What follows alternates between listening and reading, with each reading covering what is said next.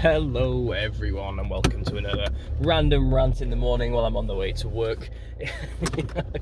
So I'm still laughing because yesterday on Telegram, me and the boys, everyone on there anyway, we were basically just discussing anything and everything to do with the clown theory, and someone brought up a rapper called Ice Spice. And I don't really know anything about her exactly. I've seen images of this woman around, you know. I don't follow mainstream music or TV or anything really. I just don't see it. I'm not around enough to be influenced by it, you know. So for me, it was a relatively new realm of discovery. But it was funny because, sorry, she just has this aesthetic about her, doesn't she? She has like a clownish red afro and is basically always just prancing around half naked on other rappers' music videos. And she kind of just came out of nowhere in like 2001, and it's one of those. This happens a lot, you see. You get these artists that appear, and then suddenly you're told, yeah, this is who you're supposed to be following now, because they're appearing on everyone else's rap videos. Therefore, you've been told and programmed to believe this is the next person you should be listening to and following. This is it. This is just the way it is. Completely organic, completely natural, not selected and put in front of you at all by design. This is a completely natural, talented artist that you should be listening to now, you know. And I haven't heard any of her songs, but I had seen her like in the background of other people's music videos, loosely in the background on the TV somewhere in a cafe or something. Do you know what I mean? Like I haven't actively looked for any of this. We're talking about this Ice Spice, and basically it turns out she fits the pattern to be a perfect like MK Ultra Monarch mind control patsy. You know, just another one. And you know, we found out basically through our own diligent research. People brought information to me about it. She is constantly sticking out her tongue. On every image or photo that gets taken of her, her tongue is sticking out. And that comes obviously to the Bible passage of, you know, to whom do you stick out your tongue? It's a mocking spirit, isn't it? It's a sign of somebody who's demonically oppressed or possessed. It's a symbol of Kali, the goddess of destruction. You know, it's also a symbol, from what I've researched, to do with sacrifice and blood drinking on a very esoteric level. You'd have to do your research to find why that's the case, you know. But on the surface, it's the mocking tongue situation, isn't it? It's a sign that this person who cannot stop sticking out their tongue whenever a camera's pointed at them has some kind of spirit within them, you know. But not only that, she obviously flaunts the whole Nephilim-esque look about her, the whole red-haired afro. It's a weird choice of hair colour, but bright blood red is what she goes for when it's long, and like a gingery red afro, like a clown wig, what she goes for when it's up. And that's kind of her thing, as her image, next to being half naked and twerking all the time. Another thing is that she has the monarch butterfly on her arm, which is another symbol that this is a marked and branded product of the Illuminati music industry. And she is one of their programmed drones, you know. That's what the monarch program is all about, really. Slaves, that's what they are, music slaves to spread the satanic Luciferian message. Yeah, and obviously she hangs around with all the famous Satanists in the industry. She's in deep with it all. And another very interesting one is she is always wearing orange. It's always orange. Everything she wears is orange in public. And orange, in terms of gematria, is always broken down to the number 33, which is one of the highest levels in Freemasonry. So there are another 3 levels above that, supposedly, and then there's the Royal Order of the Jesters after that, and the Shriners after that. You know, it's all connected. But symbolically speaking, she's got it all. The Nephilim-esque features, the mocking tongue sticking out like a gorgon, literally like a Medusa.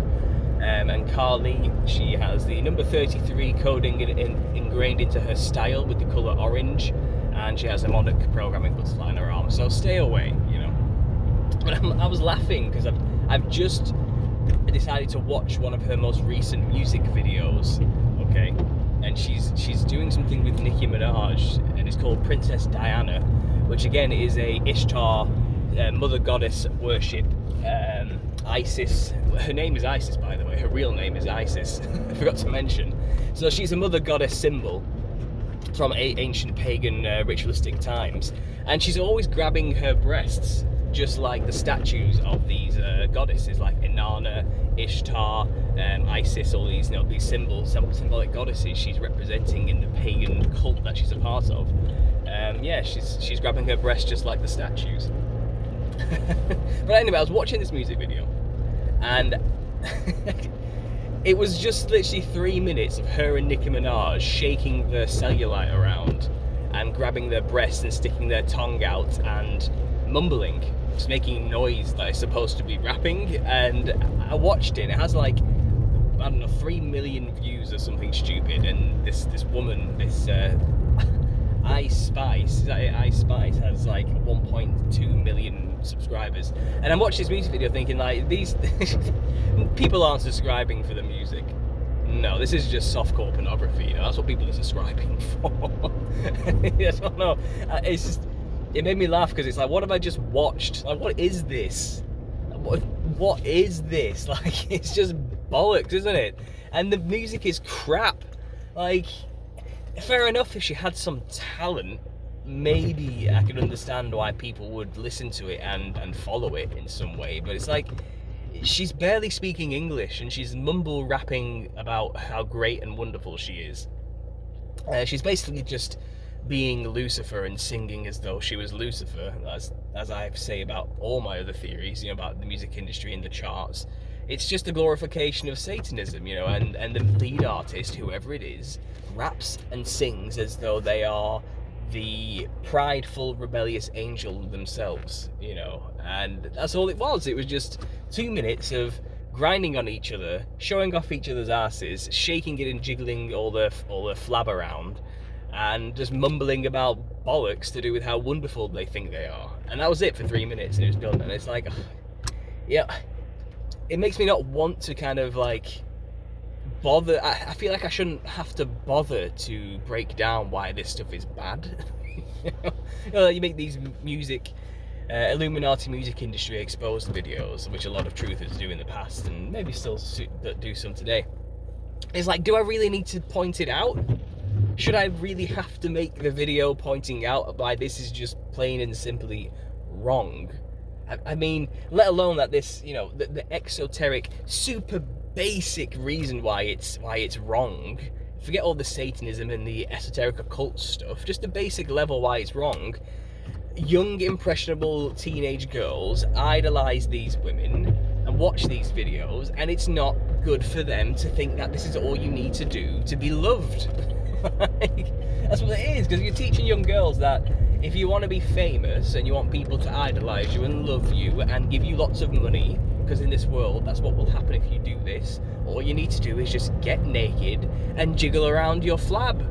That's it. You don't even have to be able to actually rap. Just say some words about how wonderful you are and how sexy you think you are and how stupid everyone else is around you because you're so rich and they ain't nothing. And that's it. You've done it. You're famous, kid. Go. And that's it. That's all you have to do. And that's just a terrible example for young girls. It shouldn't have to be said. And then when you just scratch deeper, just a little bit below the surface, like we did last night, she's clearly a satanic puppet. And maybe she's a victim. Maybe she is just completely under some kind of hypnotized daze. I don't know. Maybe she actually isn't even here. Maybe she's trapped inside her own brain, screaming to get free, while some demon is controlling her body, making her do all these awful things and just defile herself in front of the public. I don't know what's really going on there, but it could be possible she's just sold out to the system, is fully on board. Or, and this is what I prefer to do before I assume evil and malevolence, she's just not that intelligent.